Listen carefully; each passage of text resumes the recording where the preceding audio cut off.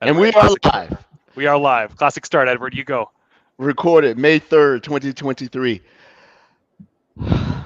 Yeah, sorry for our usual viewers. Rod is not here, and we did not know how to kick off the cool new countdown intro, but we will learn it for next time. Yeah. Rod Unless and you I know. had a planning session where I'm going to handle all of the post episode audio and all that jazz, but I don't recall him showing me how to put on the super amazing intro. I'll have to go back and review that recording. Rod, if you're listening, we'll figure it out. Don't worry. Thanks for Yeah, being our stream dad here. we need to make a document. We see that we have obvious gaps in our production process, right? What if Rod was bad at, run over by a truck? We wouldn't have an intro. So, but good afternoon, Andrea. Good afternoon, Brody. How are you doing? Doing Awesome. well. Sun's shining. The hockey team's out, but that's okay. That was, that's too bad. But a lot of other major teams in the NHL got kicked out, like the Bruins. So that's pretty Yeah, the hilarious. Bruins. That's a That joke. was so the greatest NHL team of all time by points was knocked out by the 8th seed in what is now the greatest comeback of all time in the playoff, because they beat them in Game 7 overtime, and they were Yeah. down. They were down like 3-1. It's insane. It's super newsworthy. So I Mhm. won't harp on hockey talk too much, but Would that you was insane. That was insane. what did you what'd you do interesting this week, Brody?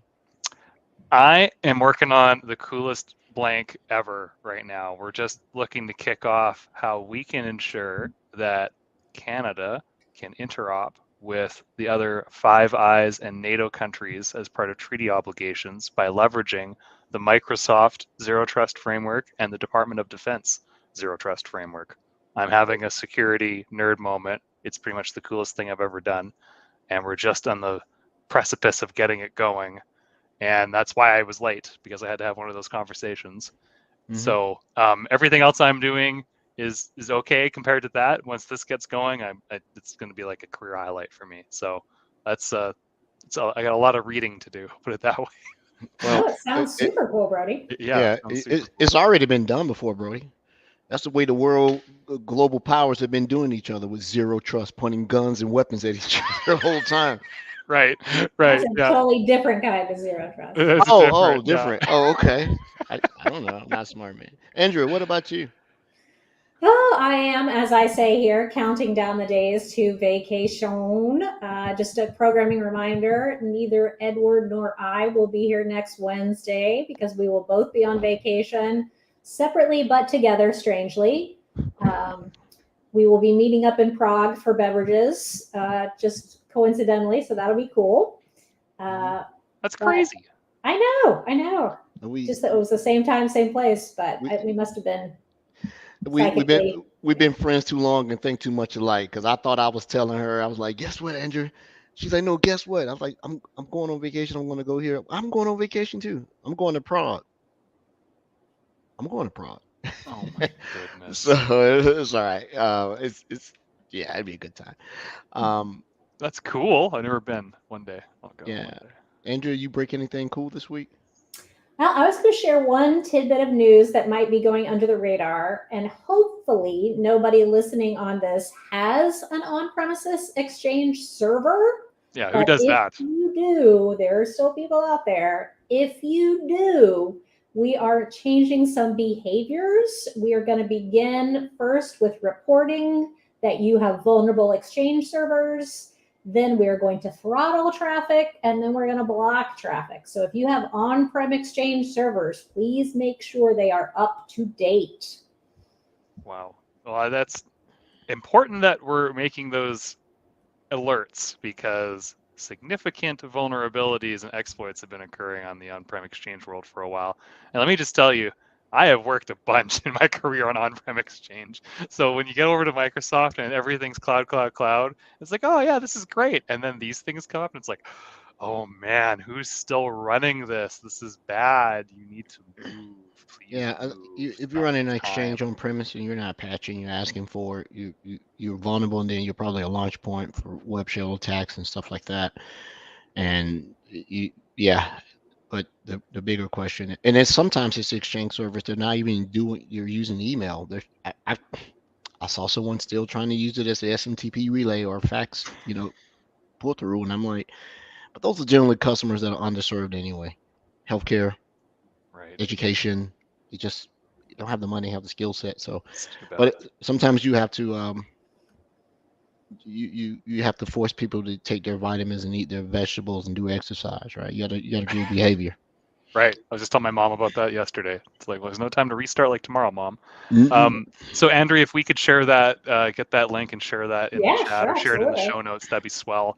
And I had some notes too, but you know what? We started a bit late, all because of me. So maybe we'll just kick into our guests if that works. Edward, do you have anything you want to add before we get going, my friend?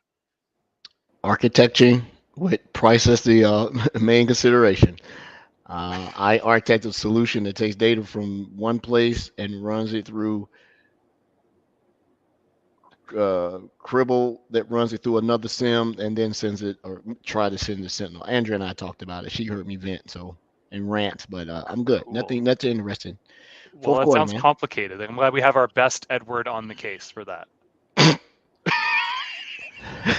And on that note, And on let's get our guest who's been sitting in the green room drinking up all of our free virtual beer and virtual snacks, Richard. Yeah, absolutely. Let's add Richard, Mia, and Mia and Olivia. Olivia, welcome to Welcome. the show. Hello.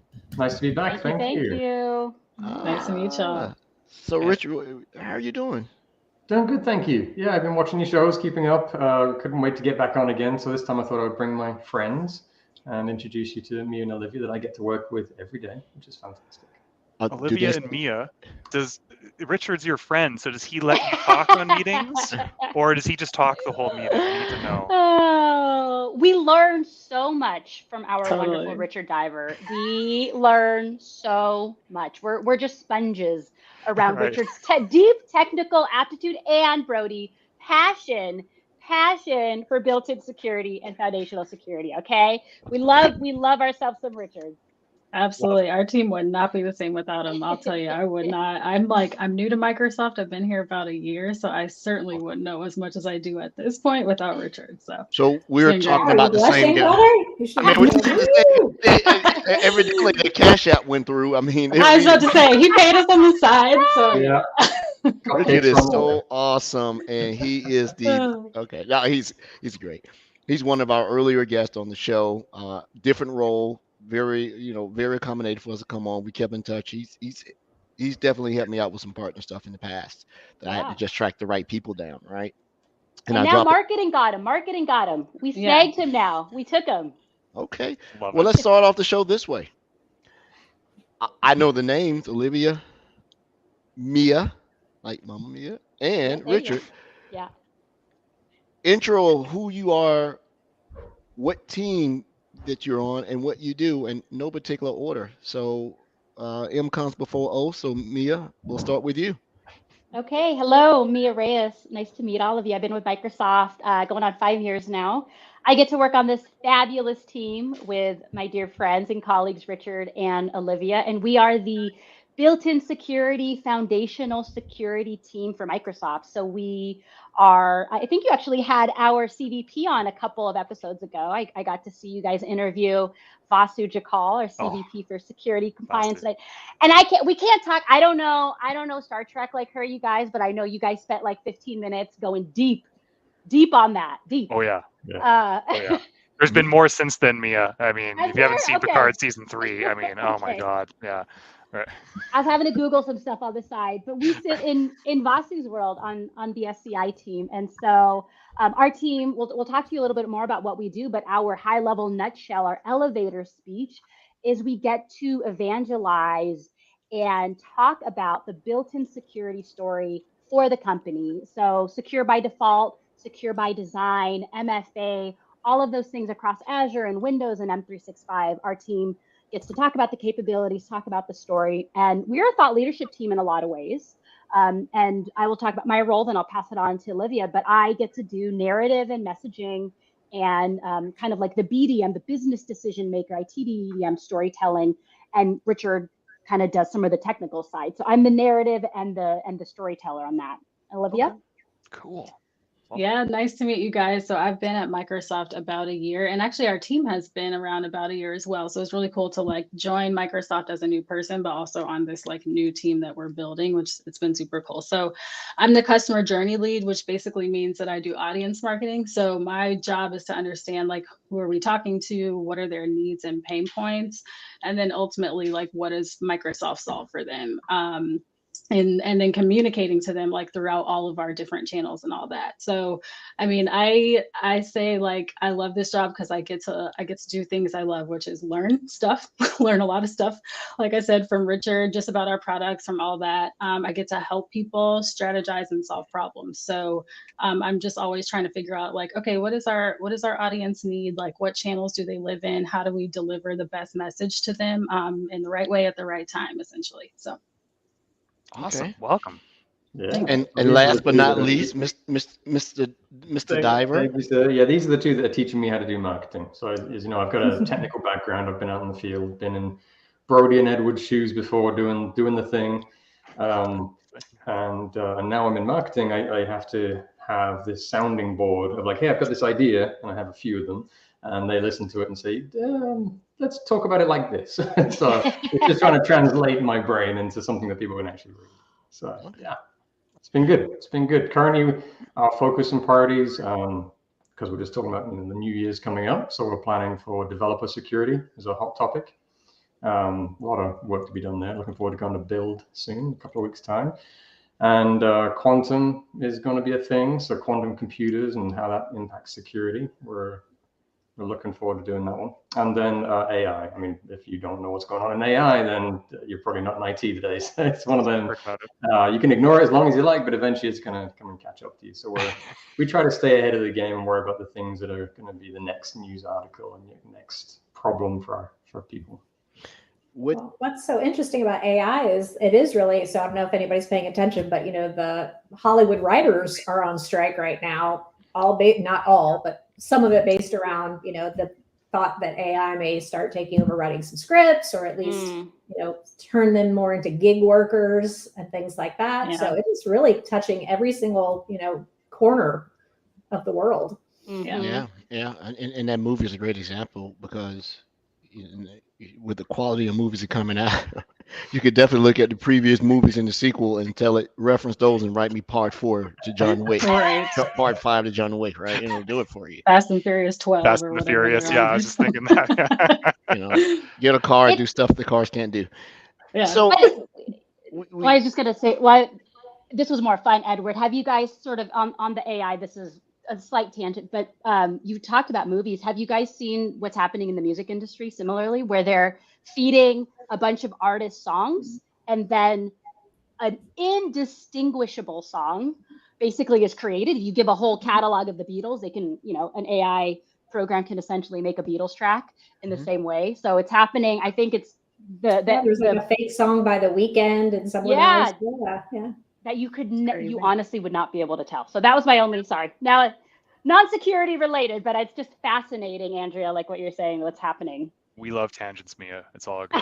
That is the bane of the show. I'm not worried about AI. AI can't spit rhymes like me and Brody. We get right there, just like that. Okay. So we know who you are. We know what your roles are in there, and then you hit on a couple of subjects. But I'm trying to figure out, when you're telling a security story, you're telling a journey, and then you're convincing, Richard, that this is how we should say it, or Richard comes back and say, how should we do this? How does that translate to something that's deliverable to a customer? And are you customer specific, or are you just telling the story to the world? This is Microsoft's perspective on security. How does that work? And whomever wants to fill the question, how do you get your goodness out to the customers? I'll start with actually your second question, which is like essentially how do you know like who you're talking to, and that's my whole role. So in terms of like, how do we get it out to a customer? First, we have to figure out like, who the heck are they, right? Like what's happening in their brains, but also like what's happening in the market, like what's their context right now. And then that's how we figure out, like, that's how Mia figures out how to like message. That's how Richard figures out which products and which features to pull from which products that are secure by design and all of that good stuff. So I would say from an audience perspective, there's two things, like to understand them. You got to ask people, like ask them what they need, but then you also have to kind of like look at their behavior. And so on the asking side, it's pretty easy. Like we have amazing research teams within Microsoft that we sort of go to source, like, all right, you know, what are security pros thinking right now? Like what are BDMs, or which are business decision makers? What are IT pros? Like what are all these people thinking right now based on like what's happening around them? So, and also news scanning, like for us to figure out what actually is like happening around them. So that's like, you know, that's one leg of it, but then also talking to customers directly, which a lot of times, you know, we get that information from our sellers and from the field who are like all day, every day, like talking to customers and trying to figure out like what's happening for them. But then the second thing is looking at people's behavior, because people say one thing and do another, right? Like I am people. Like I will say one thing and do another thing the very next day. So, you know, for example, I also work on some of Microsoft Security's events, so getting people to those events. So we just had like Microsoft Secure, and so getting registrations for that, I help with that. So, you know, just in terms of like people say one thing and do another, we might see, you know, with events or really anything, like for example, you might see that, you know, our posts on social are doing really well, which is an indicator of interest. Like people are really liking it. They're commenting, oh my gosh, want to come to this event. But if our registrations aren't then lining up with that, like we have to ask, like, are we missing something? Did we miss what our audience actually wants? Like they sound interested, but then maybe like the messages that we're providing them after that aren't really landing. And so that's a sign to go back and like look at more data, ask questions about like, okay, did people feel misunderstood, or, you know, were they interested in one session but not another, and use all of that to sort of like tweak again our delivery. So Cool. yeah, Mia, Cool. Richard, I don't know if you have anything to add to that. That's Yeah, a go ahead. customer journey 101, you guys. Yeah. You got the expert. Well, Nobody asked for the expert. let me ask an Ed question, which is sort of duh. What is the actual Sort of. name of your group, your team? Yeah, we went backwards and forwards on this a lot. Yeah, when we did. It's the foundational security, and it was based on the idea that anything, you know, Microsoft has a lot of products, and we have a lot of security products. It's like nothing matters if the foundations you build your house on aren't solid, and so that's really what our team's remit is are we as Microsoft doing the right thing to make sure that Azure is secure, Windows is the best it can be. Like at every stage, everything should already be secure, and then everything we sell on top of that and everything we offer to customers on top of that should be security built in and built secure from the start. So foundational security is what we came down to. I like So- that. Yeah. That's a good name. Edward, you got another question? Yeah, just one more. Something that Richard said. You're saying being secure as it can be, you know, making sure that the product goes out as resilient and as hardened as it can. You didn't actually say those words. That sounds like a phrase that people go, you know, security by design, security by default. Is that what you're trying to get at? Yeah. Yes. You know, That's so it. Yeah, when we built this team, that wasn't the coined term, but that is now the coined term. So yeah, the secure by design is shift left, as in start securing this stuff as you're writing the code.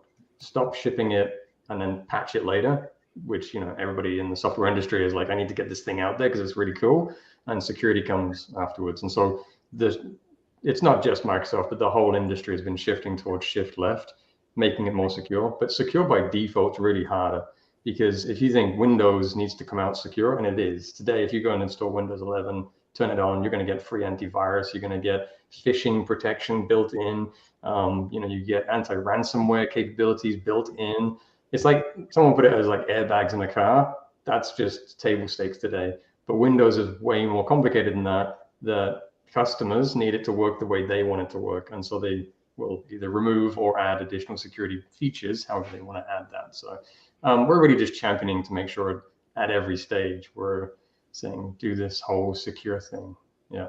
What a future we're in where we can say Windows is secure by default. I grew up in 95 and 98, and it was not that way back in the day. Let's just call Well, it that. So that's If, amazing. Well, if that, that's what we're doing. We are out there getting to evangelize and tell these amazing stories of our products. And a lot of the work that's happened since Brody, when we're feeling like that, I'm like, look at all these Yeah, amazing things, how far totally. we've come on this journey of, and we have a million names, you guys. We are secure by design, we're secure by default, we're embedded security, out of the box security, foundational. These are all synonyms for us. So I whenever you love it. hear those terms thrown around, that's this team. That's the foundational built-in security team.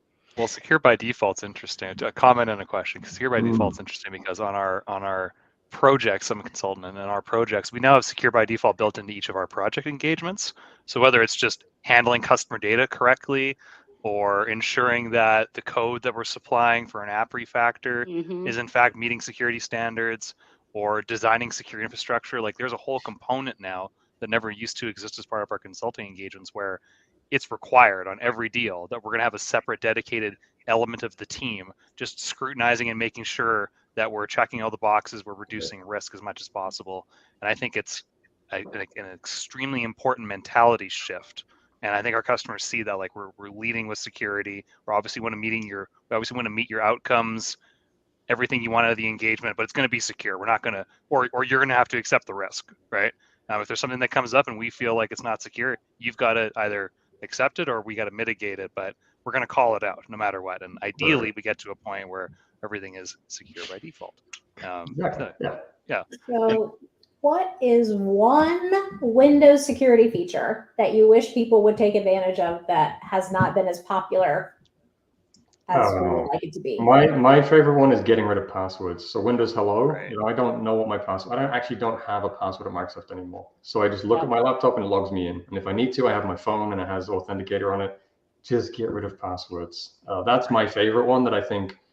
MFA has been my thing to talk about for 10 plus years, and there's still companies not doing MFA. So I'm gonna call out that one. Right. Mia, You got any? I give don't me know. one.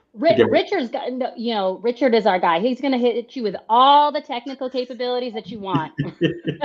How many do you want, though? You got to limit it. A lot. Well, well, not everyone, but he's giving one.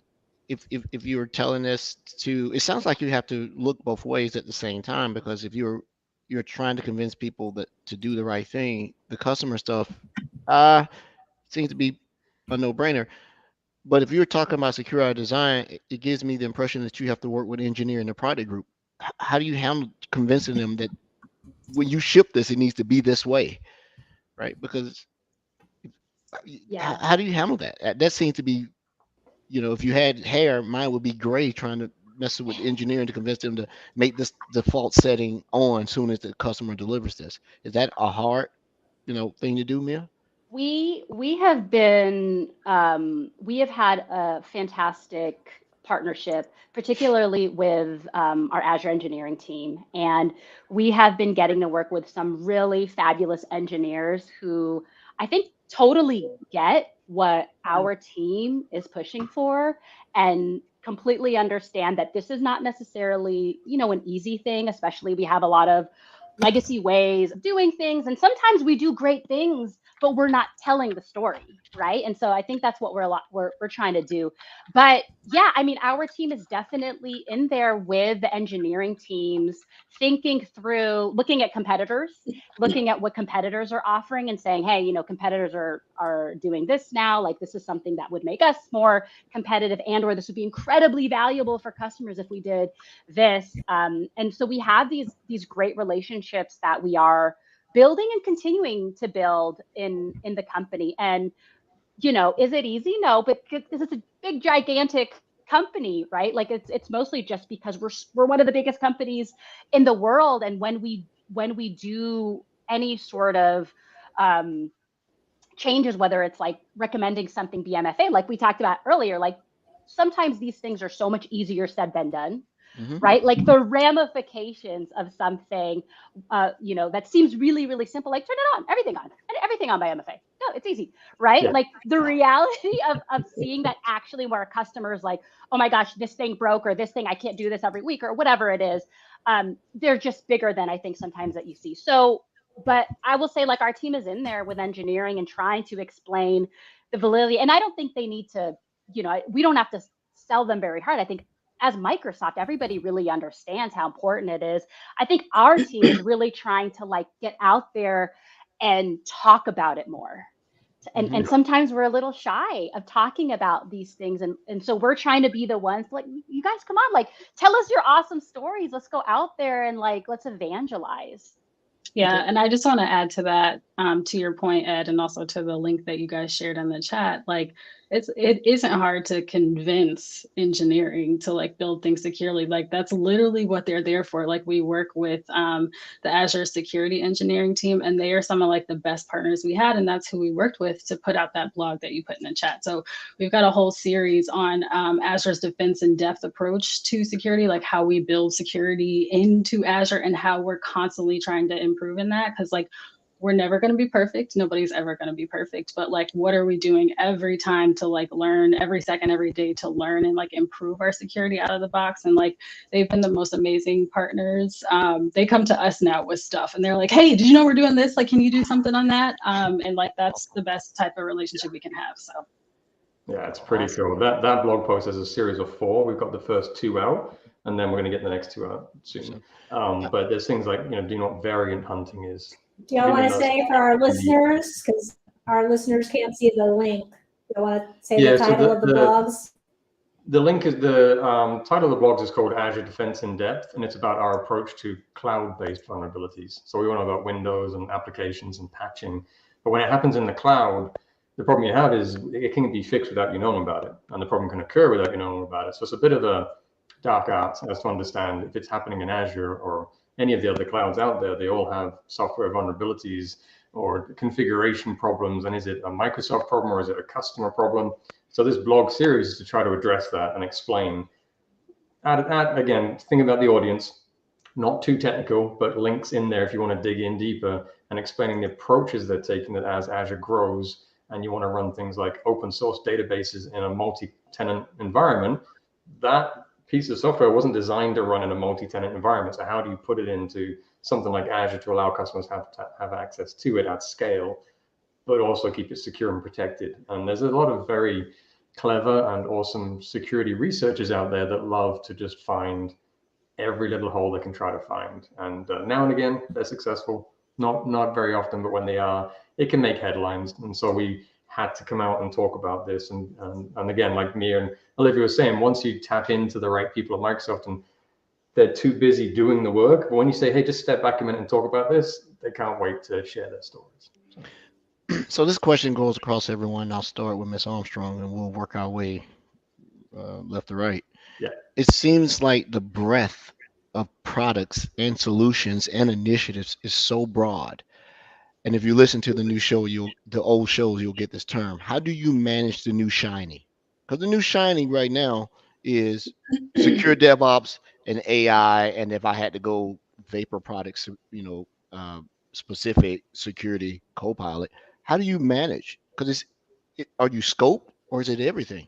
And I'll start with you, Olivia. Oh yeah, it's a great question. I feel like we spent the first like 3 months of our team trying to figure out like, oh my God, we go across everything. Like built-in security is literally everything at Microsoft. So how are we gonna like narrow it down? And so again, it really kind of goes back to the audience research, like what do people need right now? And so in terms of like managing the new shiny, like a lot of times the shiny thing is shiny because that is what actually people need and like what they want to hear about. And so we manage the shiny by tapping into it, so like Mia and Richard mentioned, like we will be talking about AI, we will be talking about secure DevOps and those things because they are top of mind. But then there's other elements that we'll go into that maybe aren't so shiny. Like we, our audience research this year, we kind of like refresh it every year. But, we found that there's a particular industry where we need to sort of like dive in and play a little bit more in that area and talk to them about how like the solutions that we've designed for them are secure out of the box. Whereas our first year, we were industry agnostic. Like we didn't really focus on an industry because again, it's everything. Like every industry uses Microsoft.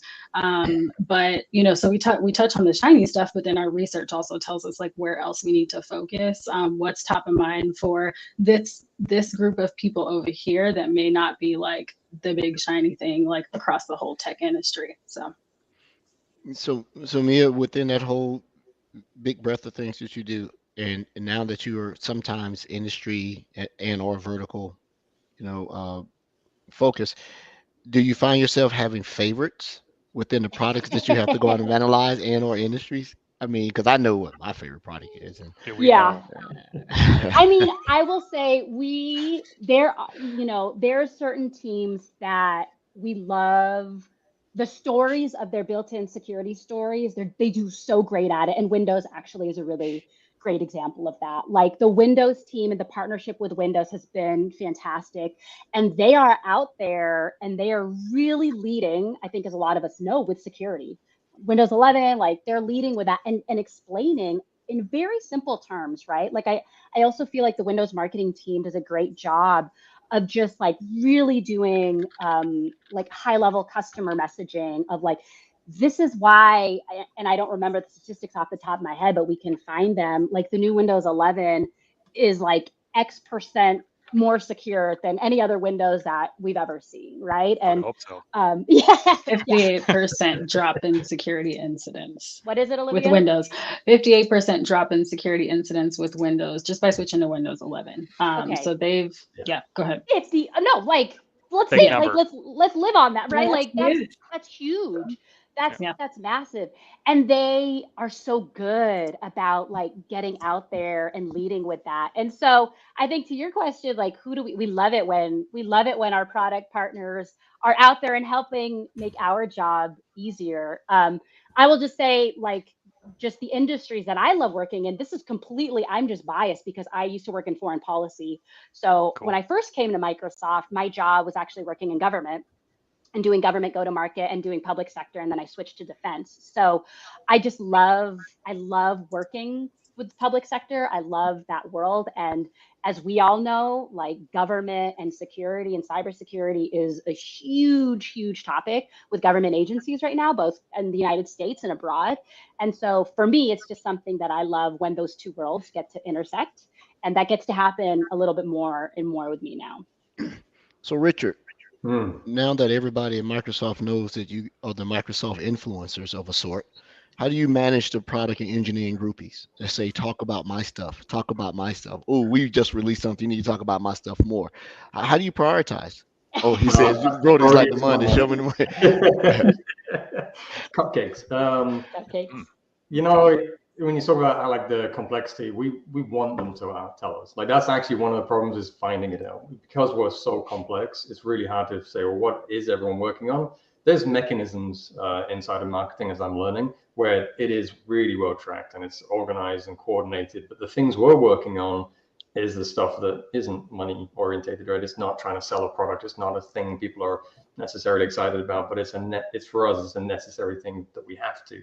So we're proactively reaching out to these groups, including companies like GitHub that we are working with. And then if you think from developer security perspective, you've got Visual Studio on Windows or Mac using GitHub to get into Azure DevOps that's then protected by Defender for Cloud, which is then launched on Azure, AWS, GCP, or on-prem.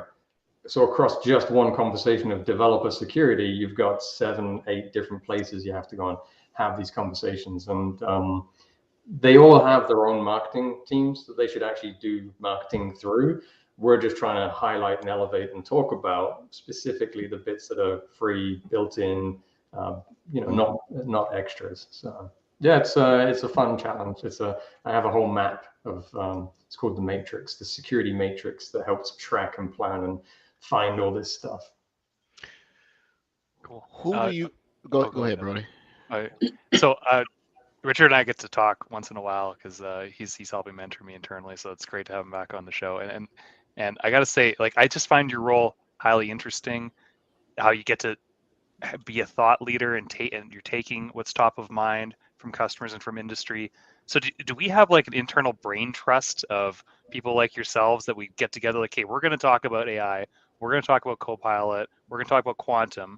Let's put our heads together and start developing this from the ground up? Like, how does that start? What does that look like internally? And then people like Olivia and Mia help amplify and broadcast, if I'm understanding the roles and correctly here. I just love to understand how you start off that process and how it goes along its path in order to reaching our customers and our partners. Yeah, I'll start, and then Mia and Olivia, I'll let you amplify it. I've got to say hi to David Brody, another good friend who's just chatted on the chat window. Say hi, thanks for calling in. And Brody, it's great working with you as well. We'll talk about what we're doing together on the blogs later. Can't wait. But what happens generally is we look at things like news articles and trends in the industry, or I'll just pick up on AI back in August last year before it dropped in October, and ChatGPT. You just hear about it and you know it might be coming. And so you kind of put your nose over the fence and have a look, like quantum is coming. And so you get an intuition that, hey, maybe this might be a thing and we should look at it. One of them that hasn't come to fruition yet would be the gaming industry and security in the gaming industry. So I'll go look at it. I'll do a precursory, is that something that needs help? And if it is, we'll jump in and try to help out. And if it's not, I'll back off and go on to some other project. I'm like a squirrel. I can just, or a dog looking for a squirrel. I can just go wherever I need to go. And then as I feed those ideas up, I feed lots of ideas out. And then Mia and Olivia catch them basically and say, all right, that one sounds like it aligns to something that Vasu could talk about. And so then I have that funnel of like a sounding board, and then I go back to doing my research. Oh, okay. Mia, how do you take the flood of ideas that I give you? Yes. No, I mean that's a great way to put it. Like I feel like our team is so interesting and unique in our makeup. And again, like this truly horizontal can be applied in almost anywhere, any platform, any part of the company. And so it kind of even goes back to like your original question, Edward, where it's like, how do you guys even, you can do it all. Like how do you choose the thing versus like what's just shiny and what's a real thing? And I think for us, trying to be very data driven in addition to trying to also see the trends, right? So I like having somebody like Richard who's out there and just reading and doing it, and all of us are, we're like, we're going to the events and we're reading all of the things, but then having like a very clear set of metrics of what we view as success, right? And for us, it's like, how are we shifting certain perceptions? We want ultimately the thing that our team is going for and what we're trying to do is when we ask customers, do you think Microsoft builds secure products? Do you think Microsoft deploys and delivers secure products? We want the answer to always be getting higher and higher and higher. Yes, that's like how we view success. And so everything kind of always will fall back to, our success metrics, like the trend lines that we're following, a lot of the audience work that Olivia's looking at as to like, where do we need to have the most improvements, right? Because a lot of times our focus will be there, like, oh, this group is like, maybe something happened in this industry that, we need to kind of evangelize to them a little bit more. But I think for us being, trying to be very data driven and having a very core set of ways that we're measuring success and measuring how people are perceiving the security of Microsoft products is what the big driver is. That's cool. That's cool. And I'll just add to that, like the data is both qualitative and quantitative, right? So like we'll look at the numbers, like how many X% of people agree that we're a secure company.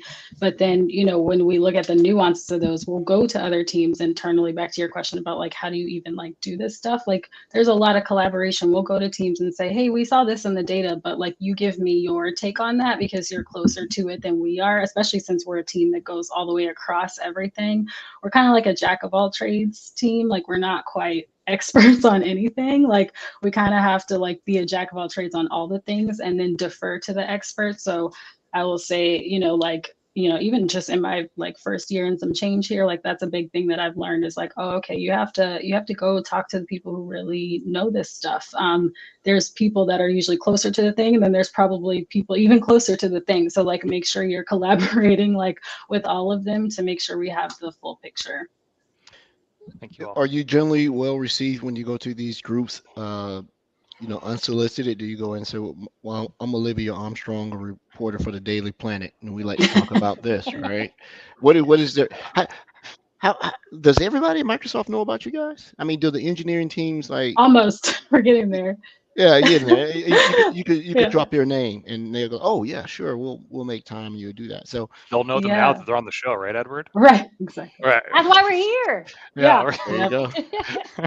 I mean, You- I feel like we've been very well received. I don't know, me and Richard can add to this, but I feel like every time we've like, especially in this first year, like every time we've gone to a team and said, hey, we talk about built-in security, we talk about what we do that's secure out of the box, they're like, oh my gosh, wait, like we have all this stuff, like, but we didn't know that that was like a way to talk about it, or they just never kind of viewed it that way, or didn't have the bandwidth, like whatever, to get those stories out. And so generally speaking, people are like, oh yeah, please, we have built-in secure stuff that we want you to talk about. And then like our job is to collect that across all of our products and like tell the highest level story. They're experts in all of their built-in security things from their products. But I feel like I feel like people love us, but I'm probably biased. we're- That's all good. yeah. Andrew, you got a question? Whereas, Gosh. I would just I'll say just it's giving like, you an opportunity because like I talk a lot. yeah, me and you Edward do the can same. sometimes talk Andrea, a just lot. before you do, because I will hand back to you, but the one thing I would say is that we are like a little bit like news reporters. And so everyone, if you think I'm from marketing, this is why I put my title as like technical story design. It gives me a little bit of an extra credibility that I know I'm from marketing, but I kind of understand what you're talking about in a way that it allows them to kind of lower their defenses a bit. People in security in general don't like to share their stuff, and they don't like talking to marketing and sales and stuff. They just want to do security. And so there is a skill to develop in getting into these teams, and I encourage them. But the most of it is about how we're not going to share just because you're talking to marketing, and we're just going to go share everything straight on the internet and tell everybody all your dirty secrets. But trying to find that safe path for them to be able to voice it or get them up on stage. That's another hard one. Do you know how many introverts and shy people we have that might have been working at Microsoft under the hood for a long time, and they don't want to get on stage and talk about it. So then we have to find a way to get their stories shared in a way, maybe without the person actually doing it themselves. Okay. So Sorry, sometimes Andrew. they don't. You're offering a platform, but maybe they're hesitant, and that could come down to personalities. So maybe there's an intermediary where we can still get the Yeah. story out Yeah, without we'll do having it to for expose you. the Yeah. individual. That's Yeah. fair. Yeah. We welcome all kinds of people at Microsoft. There's all kinds of personality types. Exactly. I'm the opposite of that. I'm Mr. Flap on the camera. So it's a lot different for me. I Yeah, was just that's going to fair. say, and maybe that's the difference between maybe the people that are actually out there, building the products. I've never met a single person at Microsoft who wasn't thrilled to talk either about themselves or the Microsoft products. It's a Yeah. prerequisite, right? We get screened for it before, yeah. Yeah. So as we get down to the last section of the show, I worked with Richard, in some form or fashion, and then he decided to go to the dark side. He left technical and went over there, right? At least he didn't go to sales. Oh, With the never. business, I've been done with him. So we'll go to him last. Olivia, how did you end up here? Tell me how you ended up with this Yeah. job. What got you here? Oh man. So before this job, I was at a small agency in Boston. When I say small, like I was employee number 4, and I had been there 7 years, and then we were 12. So quite the opposite of like the massive Microsoft machine. But I kind of just wanted to try the corporate thing. Like, hey, what is it like to be on the client? I've been on the agency side. What's it like to be on the client side? I previously was in healthcare tech, and I always liked the tech side of that specifically. So I was like, hey, let me go try this. So I was super happy to land in this position. I really love like building new things. The agency that I joined, like I said, I was employee number 4, so I kind of helped over time, just like the agency build and like create processes and things like that. So joining a fresh team, I love it. Like we're trying to figure out what the heck is foundational security, like what does that mean, like what does that mean for each of our different product leaders, how are they actually like building this stuff. So anything that's like brand new, I love to help build stuff. So it was just like the perfect position for me. And then, the transition to cybersecurity has been interesting too. I was in healthcare.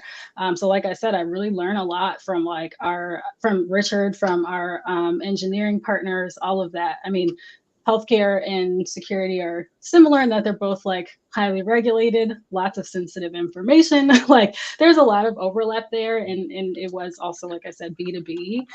But it's been very cool to learn about like it really is industry agnostic. Like, how do we keep every industry safe, not just healthcare? Like, how do we keep literally everybody safe? Because I feel like everybody uses a Microsoft product. So it's been cool. Awesome. Miss Reyes, how did you end up in the big house? Oh my I mean- goodness. Biggest house. No How bigger did I house. end up? How did I end up in the big house? Well, I had a lot of different careers. So I used to work in the music business. So I live in Seattle. I was a radio DJ, and then I worked for a bunch of record labels, large record labels like Sub Pop. Did international media for them. So Sub Pop had Nirvana, was sort of one of our big claims to fame. But then I worked for smaller independent labels. Then I transitioned, did nonprofit work, and was executive director for several nonprofits. And then I was like, you know what, let me do something new. And then I went into foreign policy. So I was doing foreign policy and international trade. That was the job that I was doing before Microsoft. So many lives lived before I came to the big house. I came to Microsoft, like I mentioned, I was doing government work. So, government or Microsoft was sort of interested in me because I was working in foreign policy, and he said, hey, we're trying to build these government marketing teams, government, you want to come join us? I thought it would be an amazing opportunity to do something different. So then I came to Microsoft doing government, but I will say cybersecurity was new to me. And this is, I kind of want to hit this point home because I don't know if I think a lot of your listeners and viewers are probably going to be sort of deeper technical cybersecurity specialists.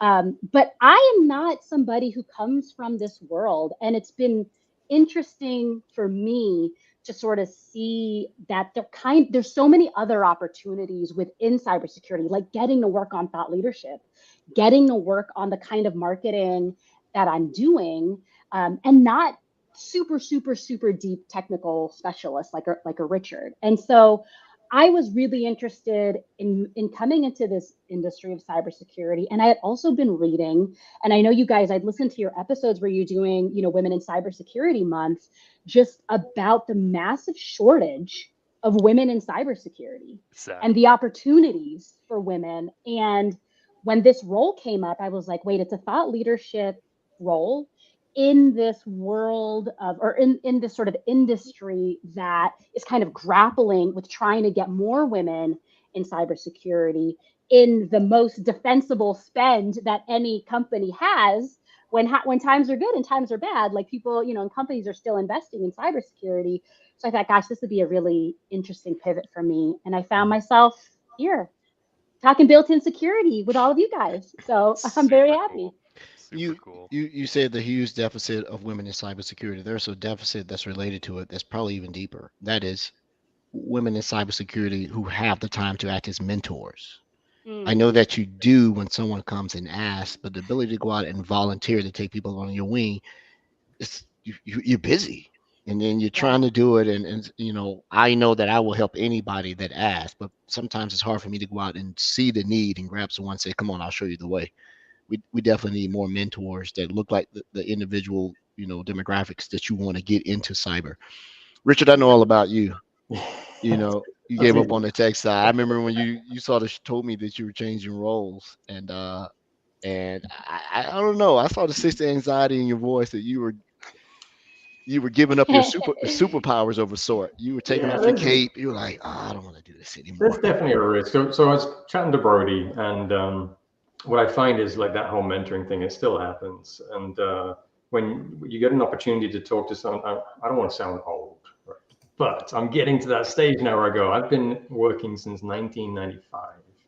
So I have 20 years of experience of doing stuff, right? I still don't feel like I'm the mature one in the room, but I have been around and seen a few things. And so as you start telling stories like what happened when you went to see a customer and their Active Directory was kind of on the floor in pieces and the customer's not working anymore, and you're the one they're looking at going, fix it, please, fix it now. So I've been there and done that. And then Brody's encouraging me to do is going to put a blog series together to try to explain how do you go from early days of any career, like including where Olivia and Mia have come from, how do you get from there and take a pathway that says, maybe I can do this, and you give it a go, and you find out you're actually pretty good at that, and then you try something else, you go, that's terrible, I'm never going to go do that. Sales for me, just don't want to touch it, right? It's just one of those things you go and do, and you learn, and you're like, no, I don't want to talk about money. And so, yeah, we're going to bring out a blog post series. I'm going to talk more and more about, my real secret power is diagrams. I think, taking an idea, taking something that's either really hard and complex, and I've learned about it, creating a very simple diagram, and then using that to try to explain it to the next person. And so this series is going to be a little bit about some examples of how I did that and transitioned. But it doesn't matter how deep and technical you are. I was never technical enough. And I was always surrounded by people who were way more technical than me. So I've always felt like the imposter, or the, I shouldn't be here. I'm not doing what I'm doing, but someone's got to do it. So let me do a little dust up here and throw some shade out there. Who's better at diagrams, you or Mark Simos? That's hilarious. You got to hand it to Mark. Mark is. I'm going to get him on as a guest. I hope, and we'll share our approaches. But Mark has a superpower in PowerPoint.